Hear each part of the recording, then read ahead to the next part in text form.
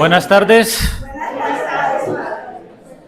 Vamos a disponernos a iniciar este momento de formación bíblica. En nombre del Padre, y del Hijo, y del Espíritu Santo. Decimos que el Espíritu Santo, que orientó, que inspiró la Sagrada Escritura, nos ayuda a amarla, leerla y vivirla. Amén.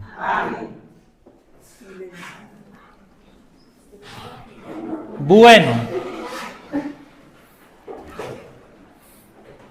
estamos adentrándonos un poquito en la antropología de la Biblia y estamos viendo hemos iniciado para que miremos la obra de San Lucas desde esta perspectiva. Y nos vamos a centrar en el capítulo 16, que es el evangelio que contemplamos el domingo pasado, que es Lázaro y el rico. Entonces, tengamos presente que la parábola es una historia que narra Jesús, y esta historia que narra Jesús hace que quien la oye tome una decisión. Y recordemos que la parábola tiene una característica: es la forma como Jesús evita también discusiones. Jesús no le gustan los problemas, no le gusta discutir. Cuando alguien se acerca en tono de debate, de discusión, ¿qué hace Jesús?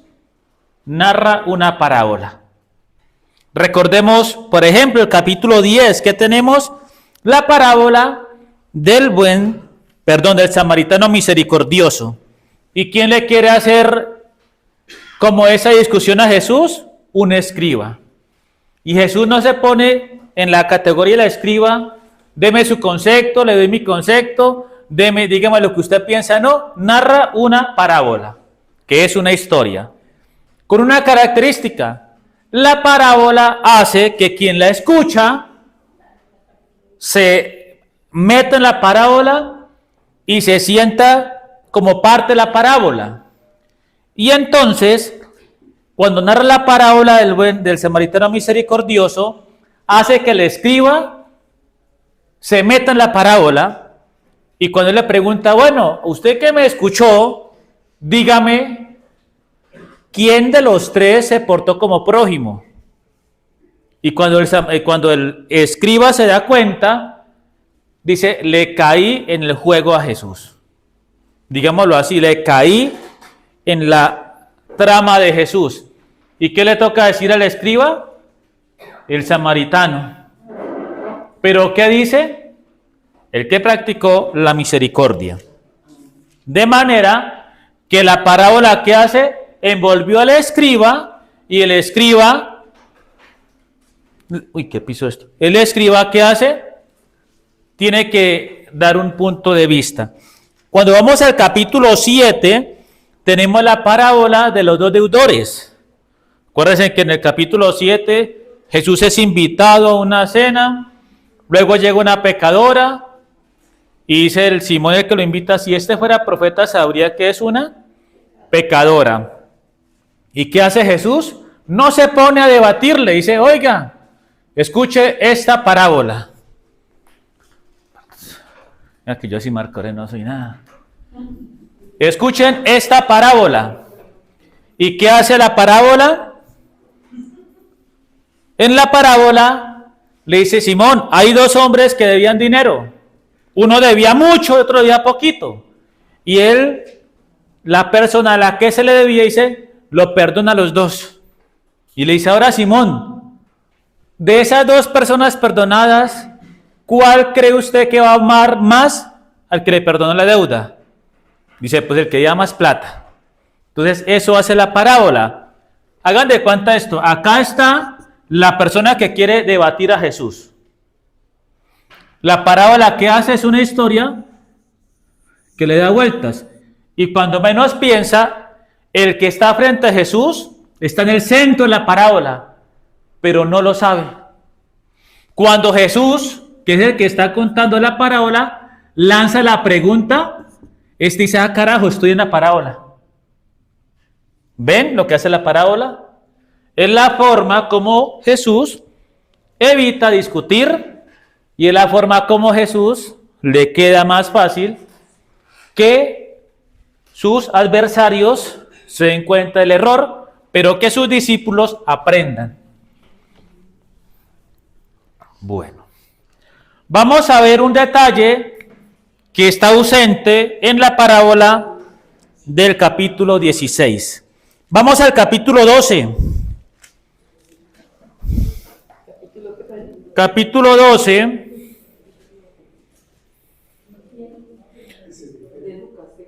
Todo va a ser Lucas.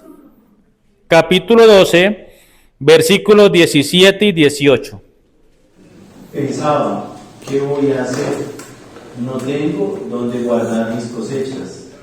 Y se dijo, haré lo siguiente, echaré abajo mis graneros y construiré otros más grandes.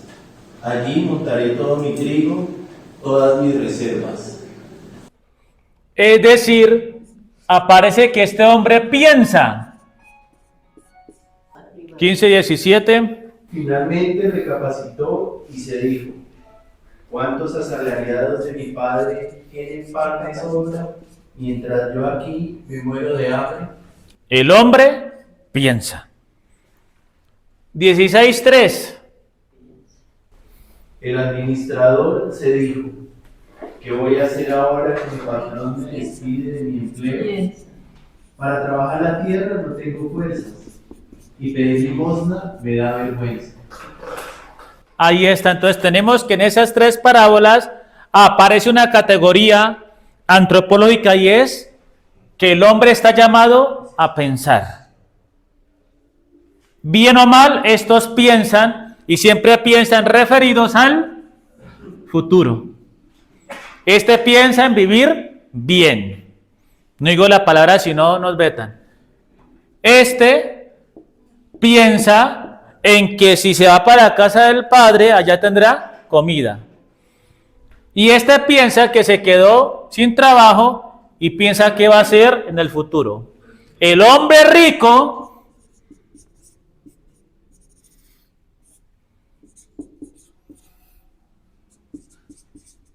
atentos, el hombre rico piensa o no piensa. ¿Piensa o no piensa?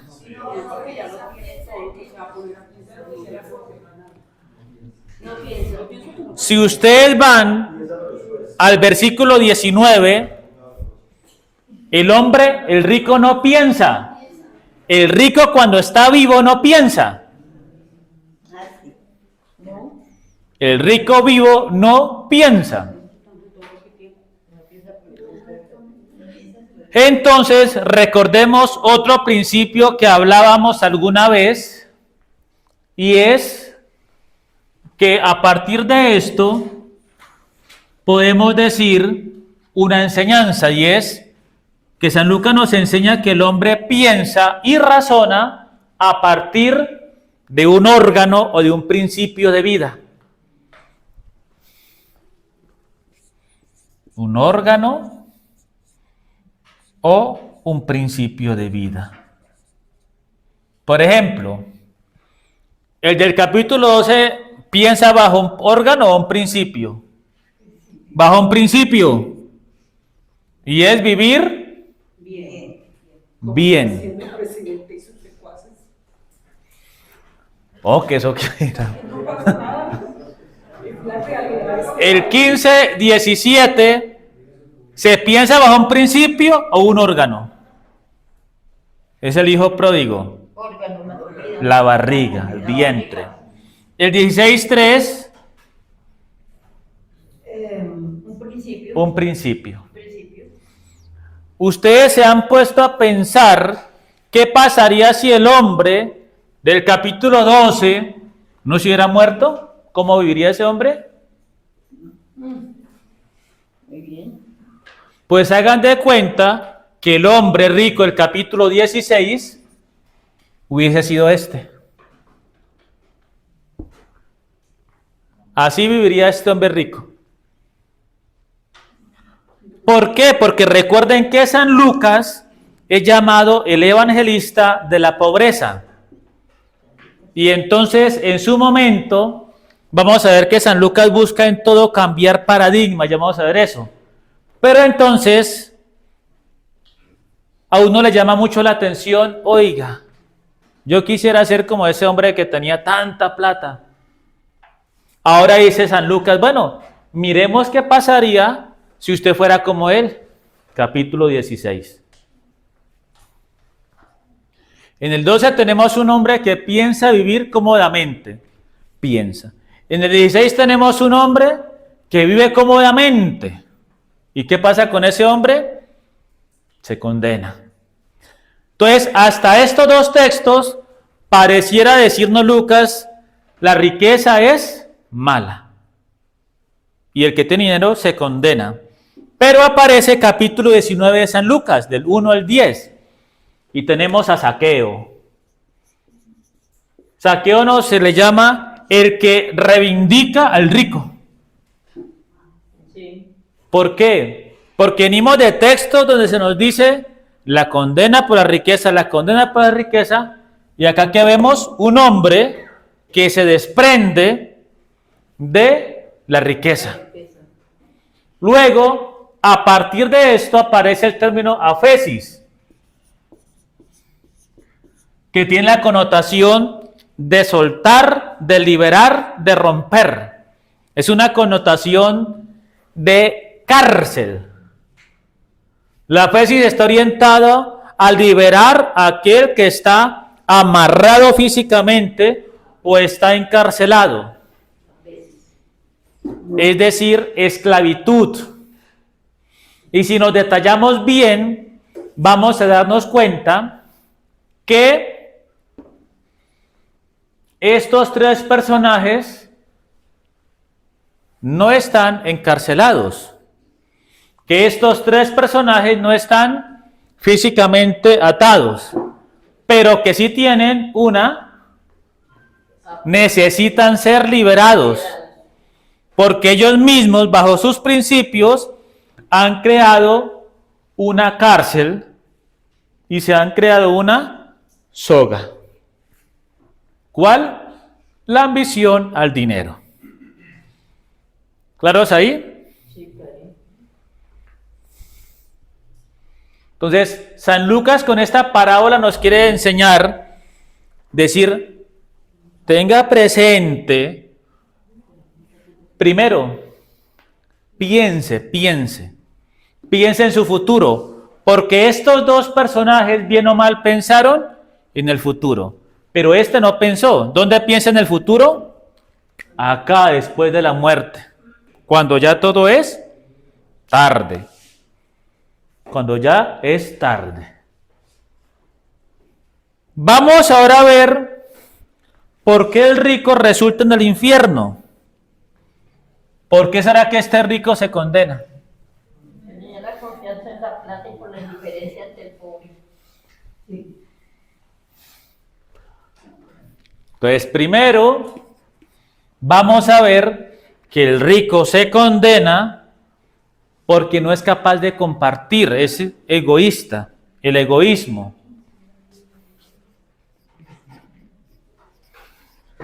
El egoísmo. ¿Hoy qué es? Jueves. El lunes vimos lo que significaba la púrpura, ¿cierto? Luego, el rico vestía de púrpura y de ¿qué más? Lino. Atentos. El lino hace parte de las telas de uso litúrgico en el templo de Jerusalén. El lino es litúrgico, una tela litúrgica, digámoslo así. Una tela litúrgica. La liturgia se entiende como un servicio que está orientado a Dios y orientado al hombre. A Dios se glorifica y al ser humano se le sirve. A Dios se le exalta, se le rinde tributo y al ser humano se le brinda fraternidad. Ahora pensemos, si este lino hace referencia a la tela, hagan de cuenta para entendernos mejor los ornamentos que tenemos los sacerdotes. El alba, la estola, la casulla, hagan de cuenta el mantel, el corporal y los paños sagrados. Hagan de cuenta que en el Antiguo Testamento, todo tenía que ser de lino. Ahora tenemos otro principio.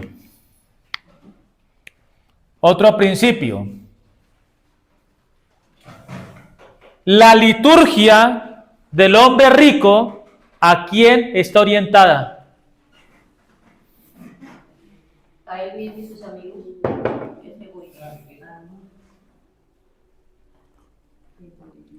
La parábola dice que el hombre tenía amigos. No, banqueteaba. Banqueteaba, pero no se explica, no se indica que haya tenido más. Entonces era para él. Porque la parábola no dice mis amigos, se preocupa de los hermanos. Y ustedes recuerden que si vamos al principio de Lucas 5, el banquete se comparte con los que son cercanos a mí. Porque se acuerdan que Leví lo primero que hace es llevarse ¿a quién? Leví. Sí. Se lleva a los publicanos, a sus amigos. ¿Para qué? Para que conozcan a Jesús. Acá todo apunta que pareciera que el hombre viste finamente, pero nunca sale de la casa. Es decir, la liturgia del hombre, ¿se acuerdan los esquemas de liturgia? La tría, que es la que está orientada a Dios. Esta es egolatría. ¿Por qué? Porque está orientado a sí mismo.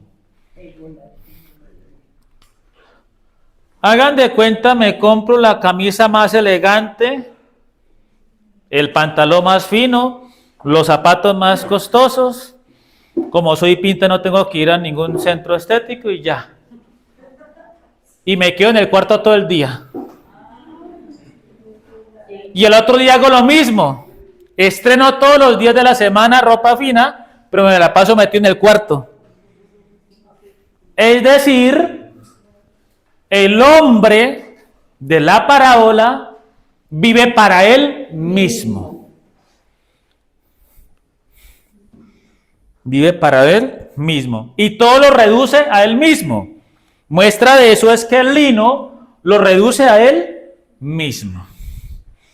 Segundo, el ver.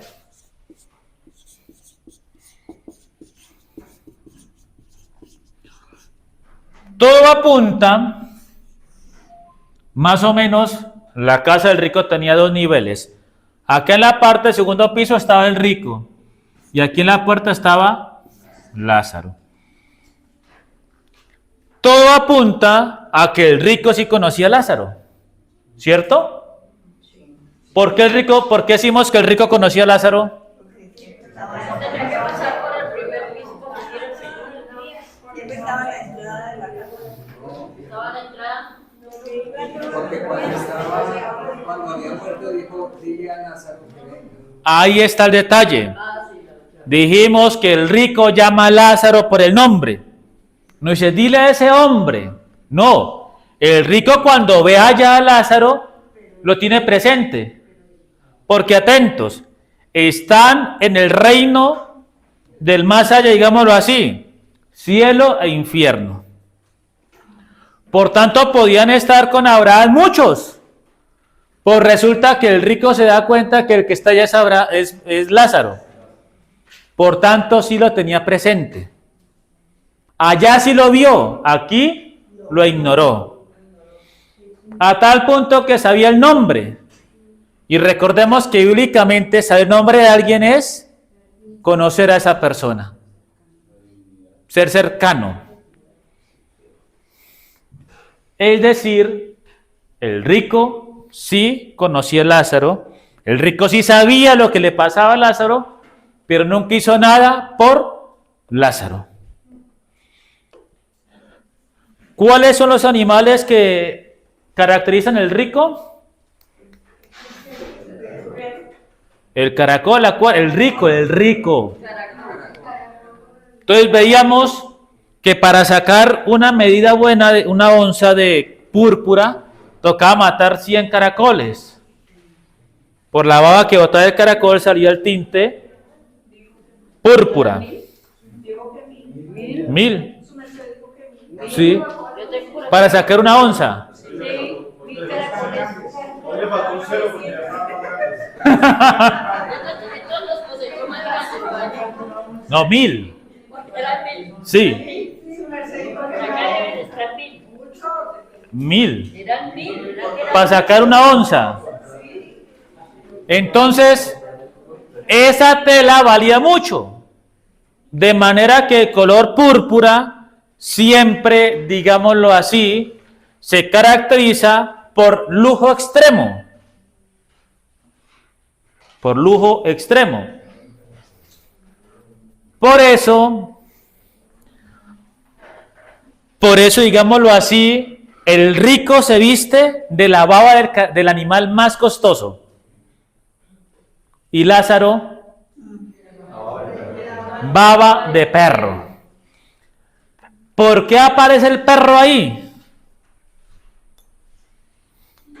¿Se acuerda que vimos que el perro, dependiendo del contexto, significa impureza, suciedad, pero también significa fidelidad? Si vamos a texto de línea griega. Sí, ahí era porque el perro era impuro, por eso lo presentaron con Lázaro. Entonces, lo que el texto quiere enseñarnos es que Lázaro encontró más amistad en un animal que en un ser humano. ¿Qué le brinda el animal? Lo único que posee, babas. Y el rico, pudiéndole brindar comida, ¿qué hace? Nada. Entonces, la indiferencia radica también en el perro.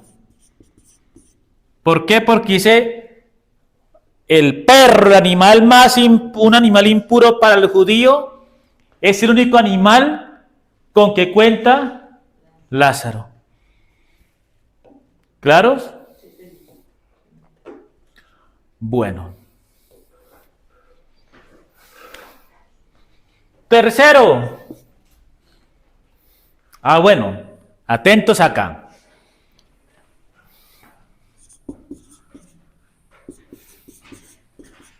Lázaro en vida, ¿de quién se rodeaba entonces? De perros. Pero Lázaro el muerto, ¿de quién se rodea?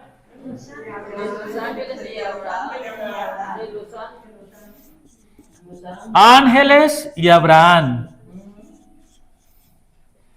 ¿Vemos cómo cambia la cosa?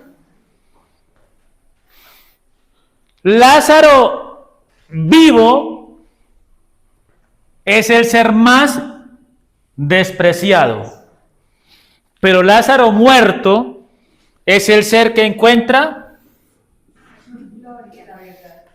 la misma presencia de la bienaventuranza. Y veamos el 22. Cuando murió el pobre, los ángeles lo llevaron al seno de Abraham. Murió también el rico y fue sepultado. Vemos cómo ahí en el 19 se nombra primero el rico, ¿cierto? En el 16-19 primero el rico. Y segundo a Lázaro. En el 22 el esquema cambia. Se nombra primero a Lázaro y después al rico. Bajo otras categorías. Los primeros serán los últimos. Exacto. Entonces, el rico, aquí en la parte, ya se preocupa. Ya no se preocupa por su futuro. Se preocupa es por el futuro de los que quedan. ¿Y Moisés qué le dice? Allá tienen a profetas. Que los oigan. Aquí, entonces, el rico se condena por no escuchar. No escuchar. Si nos damos de cuenta, las acciones del rico no son acciones de maldad, de crueldad, sino son acciones que atentan contra la fraternidad.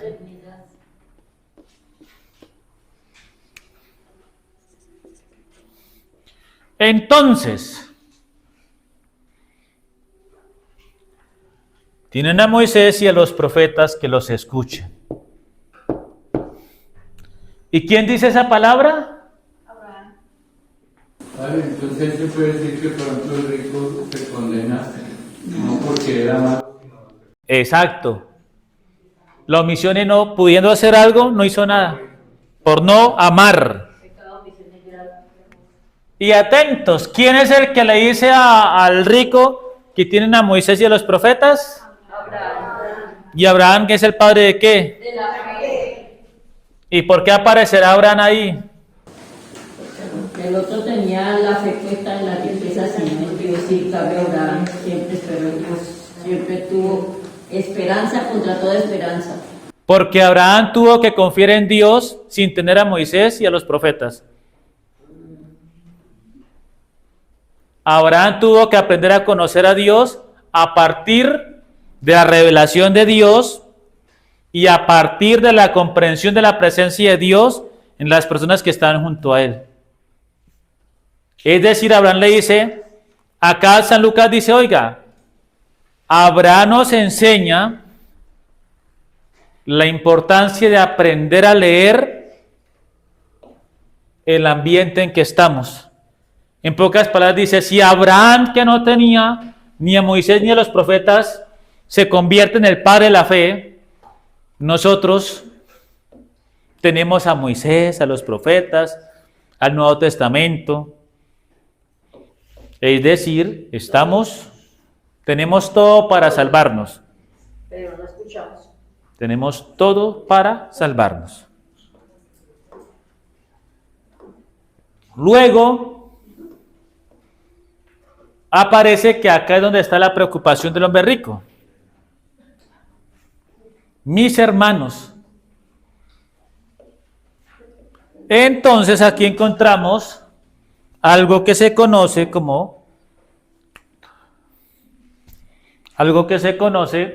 como los tres espacios o los tres escenarios.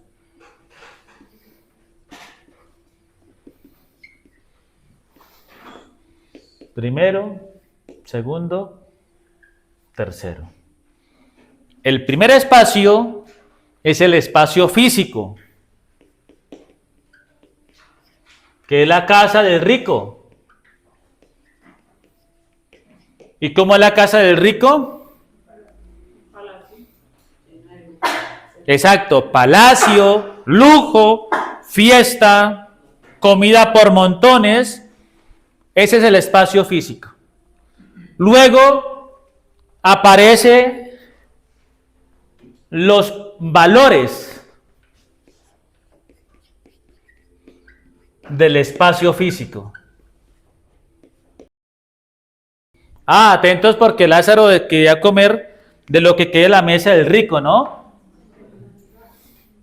Entonces atentos porque el hijo pródigo quería comer las algarrobas, ¿se acuerdan? El hijo pródigo quería comer en pocas palabras, los sobrados de los sobrados. ¿Por qué? Porque la costumbre era que se comía y eran unos trozos de pan y con eso se limpian las manos y la botaban a los perros o a los animales que eran por ahí. Entonces lo que Lázaro quería comer era lo que sobraba. ¿Ustedes saben qué es la lavaza? Algo así. Entonces, el espacio físico es uno. La casa, la construcción. Y los valores son las normas o leyes que rigen el espacio físico. Es decir, los valores de la casa del rico es la comodidad, el placer, el confort.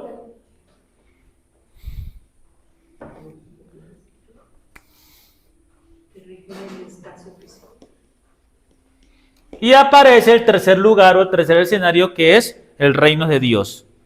El reino de Dios, atentos, echa al piso estas categorías. Por eso, cuando muere el rico, estas categorías no valen. Y cuando muere Lázaro, aparecen las categorías vistas desde el reino de Dios. ¿Claros? ¿Alguna pregunta? Atentos. Recordemos que decíamos que San Lucas es experto en modificar el sentido de los lugares. El sentido de un lugar. El mismo lugar en San Lucas, en la medida en que el evangelio avanza, va cambiando de tonalidad.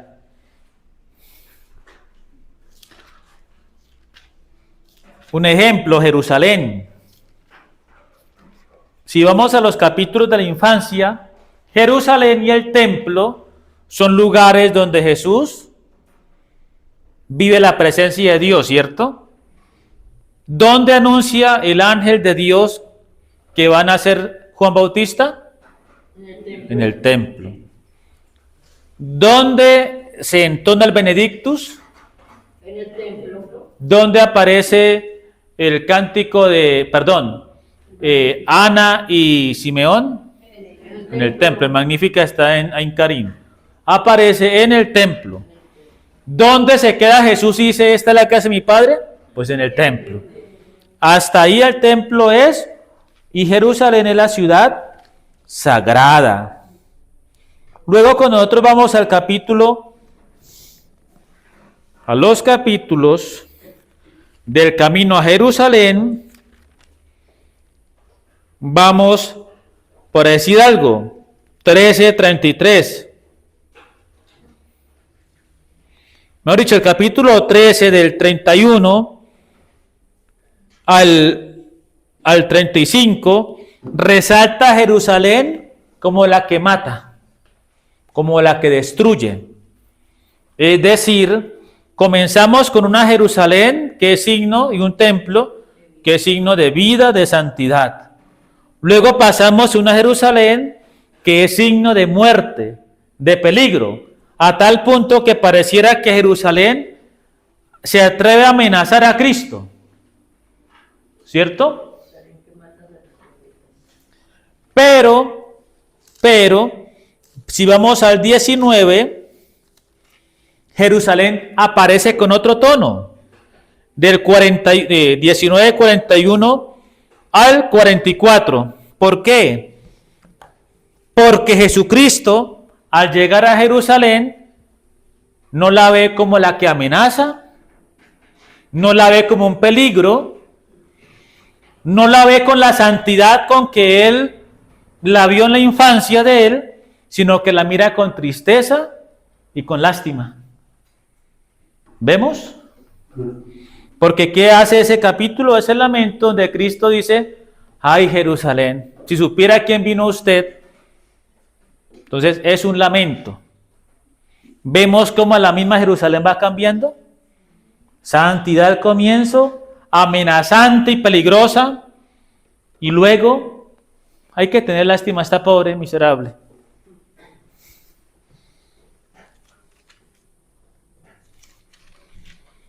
Y luego vamos a darnos cuenta, en el capítulo 24, que Jerusalén ahora es el lugar donde está presente Cristo y la comunidad apostólica, discípulos de Emaús. ¿Qué hacen los dos discípulos? Quieren irse a Jerusalén, pero ya Jerusalén tiene otra connotación. No es la misma Jerusalén del primer momento, capítulos 1 y 2, sino la Jerusalén que ha sido restaurada, digámoslo así, en Cristo. ¿Por qué? Porque ahora Él como resucitado el que está ahí. Y ahora son los discípulos los que están ahí. Y Jerusalén, ya en la segunda parte de Lucas, perdona que el 24, el Evangelio de Lucas, es el punto de partida del Evangelio. ¿Por qué? Porque Cristo restaura, redefine todo. ¿Claros? Bueno. Ahora sí ya podemos ver la parábola con otros ojos. Pues con lo mismo los vamos a ver. Pero sí la podemos ver desde otra perspectiva. Otro redefinir de Lucas. Lucas le gusta decir, atentos porque la perspectiva desde Dios no es la perspectiva del hombre. Tenga cuidado porque usted puede estar en la perspectiva del hombre y no en la perspectiva de Dios. Vamos a Lucas 3, 1 y 2. A ver si la tenía o no la atiné. Lucas 3, 1 y 2. En el año 15 del imperio de Tiberio César, siendo Poncio Pilato procurador de Judea, Herodes tetrarca de Galilea, Filipo, su hermano tetrarca de Iturea y de Tiraconite y Lisanias, tetrarca de Abilene, y durante el pontificado de Anás y Caifás, Juan, hijo de Zacarías, recibió en el desierto la palabra de Dios. Ahí. Entonces acá tenemos dos tipos de escenarios. El versículo 1 está orientado al poder, el poder humano. El poder humano. Porque ¿a quién tenemos? Tenemos al emperador de Roma,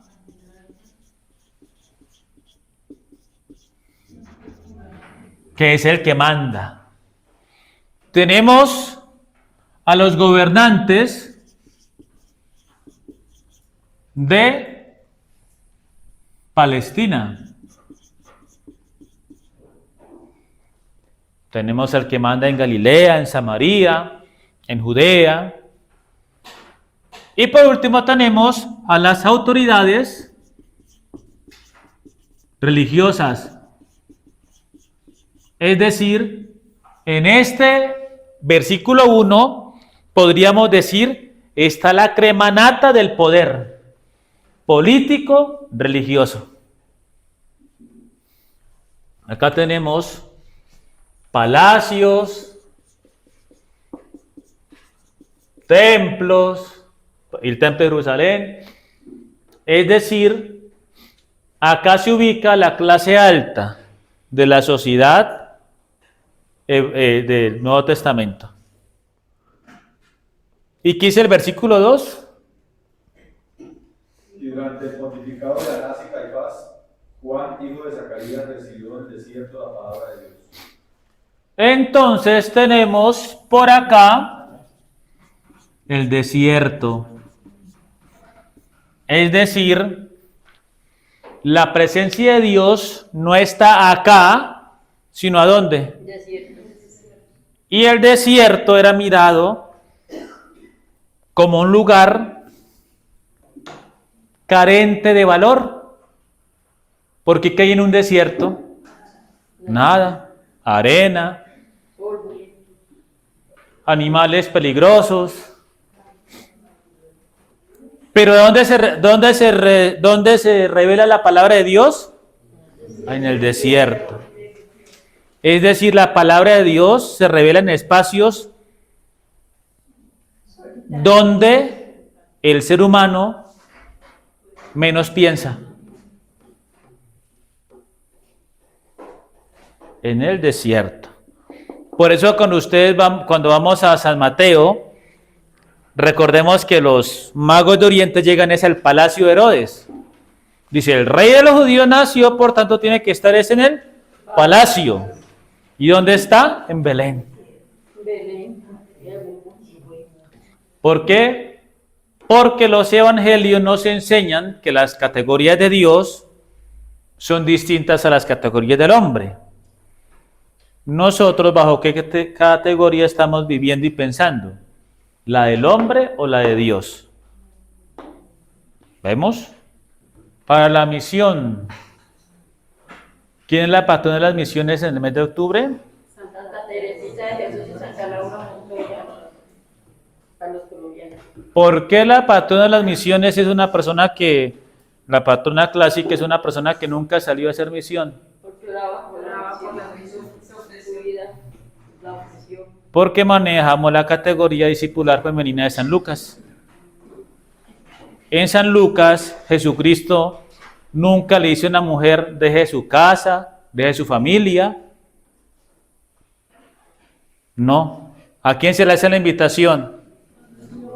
A los hombres. Un pastor me dijo, usted va para la casa, cocina, usted no viene a enseñar. La primera de Timoteo 2:11 lo dice, la mujer se va para su casa, allá puede ganar la santidad, pues no me viene a enseñar a mí nada.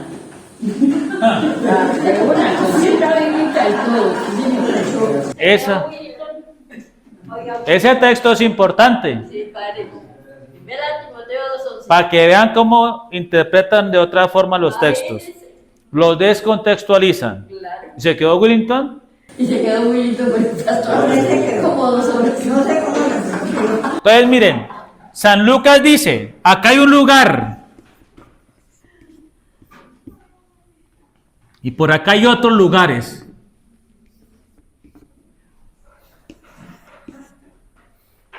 Este lugar inicial, ubiquémoslo como una casa.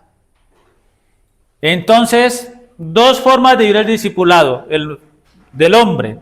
Déjelo todo y vaya a llevar mi evangelio a otros lugares donde no ha sido anunciado el evangelio. Deje casa, deje su familia, por ir a anunciar el evangelio a otras tierras.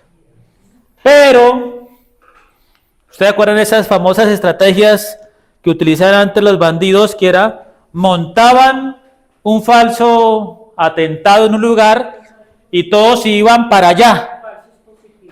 No, falsos atentados. ¿Por qué? Porque acá la policía se va supuestamente a atender un atentado. Cuando llegan, todo es falsa alarma. ¿Y quién se quedó aquí? Eso pasa también en los dibujos animados, ¿no?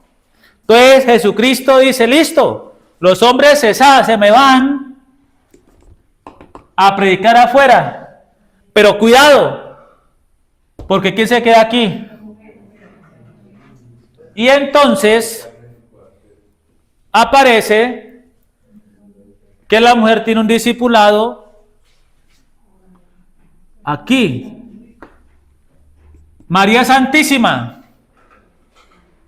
María Santísima no la vemos en correría como los discípulos. La vemos en el lugar.